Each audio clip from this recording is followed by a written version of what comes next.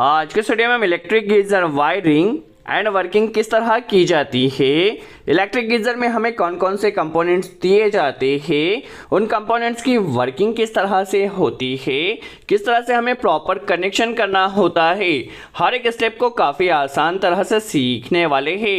देखिए, electric geyser में हमें दो थर्मोस्टेट मिल जाते हैं, एक हीटर होता है, इसके अलावा दो इंडिकेटर दिए जाते हैं। चलिए सबसे पहले हम वर्किंग समझ लेते हैं। चलिए अभी हमने पावर को ऑन किया है और हीटर यहाँ पर ऑन कंडीशन में है।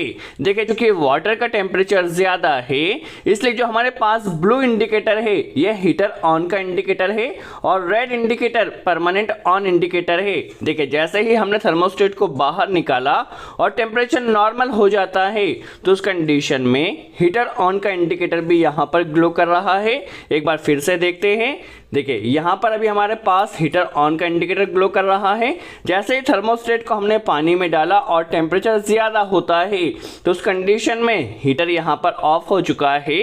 तो यह तो फर्स्ट थर्मोस्टेट की वर्किंग हुई। यदि बाय द वे हमारा फर्स्ट थर्मोस्टेट खराब हो जाता है तो उस कंडीशन में सेकंड थर्मोस्टेट वर्क करता है और हमारे हीटर को स्टॉप करता है।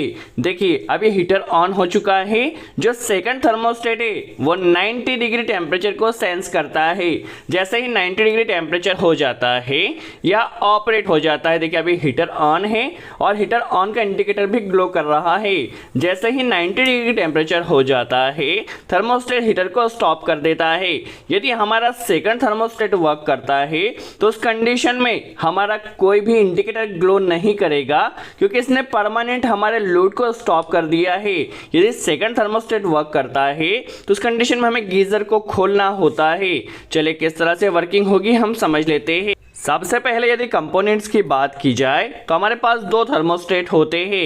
ये हमारे पास टेम्परेचर टाइप थर्मोस्टेट है जो कि 5 डिग्री सेल्सियस से लेकर के 75 डिग्री सेल्सियस तक टेम्परेचर को सेंस करता है। इसे नॉर्मली 60 डिग्री या 60 डिग्री सेल्सियस पर सेट किया जाता है। जैसे 60 डिग्री सेल्सियस टेम्परेचर हो जाता है उस कंडीशन में हीटर को स्टॉप कर देता है। सेकंड थर्मोस्टेट की बात की जाए तो ये मैनुअली रीसेट टाइप थर्मोस्टेट होता है। इसे नॉर्मली 90 डिग्री सेल्सियस टेम्परेचर पर सेट किया जाता है। जैसे ही वाटर का टेम्परेचर 90 डिग्री सेल्सियस हो जाता है उस कंडीशन में हीटर को स्टॉप कर देता है। यदि बाय द वे हमारा फर्स्ट थर्मोस्टेट वर्क नहीं कर रहा है उसी कंडीशन में हमारा सेकंड थर्मोस्टेट वर्क करता है। यदि सेकंड थर्मोस्टेट के जरिए हमारा हीटर स्टॉप हुआ है तो उस कंडीशन में हमें गीजर को ओपन करना होगा और इसे मैनुअली रीसेट करना होगा। यदि कोई फॉल्ट आता है और फर्स्ट थर्मोस्टेट वर्क नहीं करता है उसी कंडीशन में सेकंड थर्मोस्टेट वर्क करता है और हमारे पास यहाँ पे दो इंडिकेटर होता है। यह हीटर ऑन के लिए इंडिकेटर होता है। जब हीटर ऑन रहेगा तब ये इंडिकेटर ब्लिंक करेगा और सेकंड जो इंडिकेटर होता है उसे दो तरह से कनेक्शन किया जाता है। सबसे पहले हम फर्स्ट तरह का कनेक्शन समझ लेते हैं। देखिए, हीटर ऑन के लिए हमने यहाँ पर ब्लू इंडिकेटर कनेक्ट किया है। यदि आप हीटर ऑफ होने पर रेड इंडिकेटर को कनेक्ट करना चाहते हैं, दैट मीन जब हीटर ऑफ रहेगा उस कंडीशन में इस इंडिकेटर ने ब्लिंक होना, तो इस तरह से भी कनेक्शन कर सकते हैं। और जो सेकंड टाइप का कनेक्शन है उसमें जो हमारा रेड इंडिकेटर है वो परमानेंट ऑन रहता है। तो दोनों ही तरह का कनेक्शन आज के वीडियो में हम सीखने वाले हैं। यदि आप रेड इंडिकेटर को हीटर ऑफ होने पर ऑन करना चाहते हैं तो इस तरह से भी कनेक्शन कर सकते हैं। यदि आप रेड इंडिकेटर को परमानेंट ऑन रखना चाहते हैं, दैट मीन्स पावर ऑन के लिए, तो आप इस तरह से भी कनेक्शन कर सकते हैं। चलिए अब हम सीख लेते हैं किस तरह से प्रॉपर कनेक्शन किया जाएगा। सबसे पहले देखिए, हमारे पास फेस के लिए एक वायर है और एक न्यूट्रल के लिए इनपुट पावर सप्लाई। तो सबसे पहले आप वायर पर स्लीव जरूर लगा लीजिए क्योंकि हमारे पास जो गीजर होता है उसमें टेम्परेचर काफी ज्यादा होता है। सबसे पहले जो फेज वायर है उसे फर्स्ट थर्मोस्टेट जो मैनुअल टाइप थर्मोस्टेट है या एमसीबी टाइप जो थर्मोस्टेट है उसके इनपुट में कनेक्ट किया जाता है। थर्मोस्टेट का जो आउटपुट होता है, देखिए सबसे पहले मैनुअल टाइप थर्मोस्टेट में हमने फेज कनेक्ट किया है। यहाँ से आउट होकर हमारे पास जो सेकंड थर्मोस्टेट है यहाँ पर फेस को कनेक्ट किया जाएगा। कहने का सीधा सा मतलब है कि दोनों थर्मोस्टेट को हम सीरीज में कनेक्ट करते हैं। देखिए, हमारे पास सेकंड थर्मोस्टेट का भी कनेक्शन यहाँ पर हो चुका है सीरीज में। अब यहाँ से जो हमारा फेज वायर जाएगा वो हीटर में जाएगा। देखिए, दोनों थर्मोस्टेट को हमने सीरीज में कनेक्ट कर दिया है और यहाँ से हमारे हीटर में फेज सप्लाई आ जाएगी। देखिए फेज कनेक्शन हो चुका है और हीटर में हमें न्यूट्रल कनेक्ट करना है, तो न्यूट्रल हम डायरेक्ट कनेक्ट कर देते हैं। फेज को हमने थर्मोस्टेट के जरिए कनेक्ट किया है और न्यूट्रल वायर को हमने डायरेक्ट कनेक्ट किया है। देखिए हमारा हीटर कनेक्शन और थर्मोस्टेट कनेक्शन हो चुका है। अब हमें इंडिकेटर कनेक्शन समझना है, तो हमारे पास जो ब्लू इंडिकेटर या ग्रीन इंडिकेटर होता है इसे हम हीटर ऑन के लिए कनेक्ट करते हैं। तो देखिए इंडिकेटर के प्लेस पर हम यहाँ पर बल्ब का यूज कर रहे हैं ताकि आपको आसानी से सारे कॉन्सेप्ट क्लियर हो सके। देखिए हमें हीटर ऑन के लिए कनेक्शन करना है, तो देखिए जहां पर हमने हीटर में फेज और न्यूट्रल कनेक्ट किया है वहीं से हमें फेज और न्यूट्रल हीटर से ही इस इंडिकेटर में कनेक्ट कर देना है। दैट मीन्स जब हीटर में पावर सप्लाई आएगी उस कंडीशन में इस ब्लू इंडिकेटर ने ग्लो होना चाहिए। इस इंडिकेटर को हमने हीटर ऑन के लिए कनेक्ट किया है। जब हमारा हीटर ऑन रहेगा उस कंडीशन में ये इंडिकेटर ब्लिंक करेगा, तो हमने हीटर से ही फेस और न्यूट्रल इस इंडिकेटर में कनेक्ट कर दिया है। देखिए हमारे पास फर्स्ट इंडिकेटर का कनेक्शन हो चुका है। अब जो सेकंड इंडिकेटर है, सेकंड इंडिकेटर को हीटर के ऑफ होने पर, दैट मीन्स जब हमारा हीटर ऑफ रहेगा उस कंडीशन में इसने ऑन होना चाहिए। तो इसके लिए कनेक्शन किस तरह से किया जाएगा समझ लेते हैं। सबसे पहले देखिए हमें जो फेज वायर कनेक्ट करना है इसे जो सेकंड थर्मोस्टेट है, सेकंड थर्मोस्टेट के इनपुट से कनेक्ट करना है।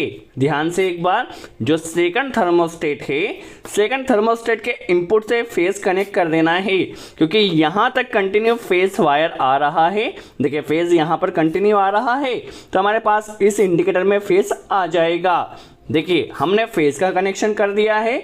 अब न्यूट्रल कनेक्शन किस तरह से किया जाए, तो न्यूट्रल देखिए जो हीटर में हमने फेज वायर कनेक्ट किया है, एक बार फिर से जो हीटर में हमने फेज वायर कनेक्ट किया है यहीं से हमें कनेक्ट कर देना है। दैट मीन्स होगा क्या, जब हमारा हीटर स्टॉप रहेगा तो हीटर जस्ट एक कॉइल होती है, तो जो न्यूट्रल वायर है जब हीटर स्टॉप रहेगा तो फेज कट जाएगा। जब फेज कट जाएगा तो हीटर की कॉइल से होता हुआ न्यूट्रल, एक बार फिर से हीटर की कॉइल से होता हुआ न्यूट्रल हमारे इंडिकेटर को मिलेगा। दैट मीन्स जब हमारा हीटर स्टॉप रहेगा उसी कंडीशन में हमारे इंडिकेटर को फेज मिलेगा और हमारा इंडिकेटर ब्लिंक करेगा। यदि हीटर ऑन रहता है तो ब्लू इंडिकेटर ग्लो करेगा, हीटर ऑफ रहता है तो रेड इंडिकेटर ब्लिंक करेगा। देखिए अभी हमने इसे पानी में डाल दिया है और देखिए अभी हमारा हीटर ऑन हो चुका है तो हमारा ब्लू इंडिकेटर ग्लो कर रहा है। अब इस थर्मोस्टेट को हम पानी में डाल देते हैं। इसमें हमने 60 डिग्री टेम्परेचर सेट किया है। जैसे ही पानी का टेम्परेचर 60 डिग्री सेल्सियस हो जाता है उस कंडीशन में ब्लू इंडिकेटर स्टॉप हो जाएगा और रेड इंडिकेटर यहाँ पर ब्लिंक करेगा। देखिए जैसे ही टेम्परेचर 60 डिग्री सेल्सियस हो जाता है उस कंडीशन में हमारा हीटर ऑफ हो चुका है और हीटर के ऑफ होते ही हमारा रेड इंडिकेटर यहाँ पर ब्लिंक कर रहा है। अब जैसे जैसे पानी का टेम्परेचर नॉर्मल होगा तो हमारा हीटर ऑन होगा। जैसे ही टेम्परेचर 60 डिग्री सेल्सियस से ऊपर हो जाता है तो हमारा रेड इंडिकेटर यहाँ पर ब्लिंक करता है। तो ये तो हमने फर्स्ट थर्मोस्टेट के जरिए सीखा। यदि बाय तो हमारा फर्स्ट थर्मोस्टेट खराब हो जाता है तो उस कंडीशन में, कोई फॉल्ट आने की कंडीशन में ही हमारा सेकंड थर्मोस्टेट वर्किंग में रहेगा।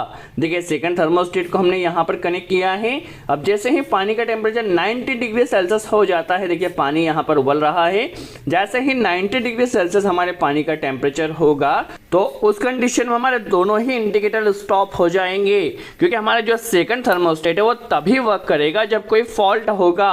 देखिए थर्मोस्टेट यहाँ पर वर्क कर रहा है और दोनों ही एलईडी स्टॉप हो चुकी है। इस कंडीशन में हमें टेक्नीशियन को बुलाना होगा, वो गीजर को ओपन करेगा और गीजर को ओपन करने के बाद इसे मैनुअली रीसेट करना होगा और चेक करेगा कि फर्स्ट थर्मोस्टेट क्यों वर्क नहीं कर रहा है। देखिए इसे हमें मैनुअली रीसेट यहाँ पर करना होगा। जैसे ही थर्मोस्टेट को रीसेट किया हमारा ब्लू इंडिकेटर ऑन हो चुका है। चूंकि टेम्परेचर ज्यादा है तो उस कंडीशन में दोनों ही इंडिकेटर स्टॉप हो चुके हैं, तो हमारा सेकंड थर्मोस्टेट तभी वर्क करेगा जब कोई फॉल्ट होगा। उस कंडीशन में से हमें चेक करना होगा। अब यदि आप इस रेड इंडिकेटर का कनेक्शन परमानेंट ऑन के लिए करना चाहते हैं, दैट मीन्स हमारे गीजर को जैसे ही ऑन किया तो गीजर ऑन होने पर रेड इंडिकेटर ने ब्लिंक करना चाहिए, तो फेज तो थर्मोस्टेट से ही कनेक्ट करना है।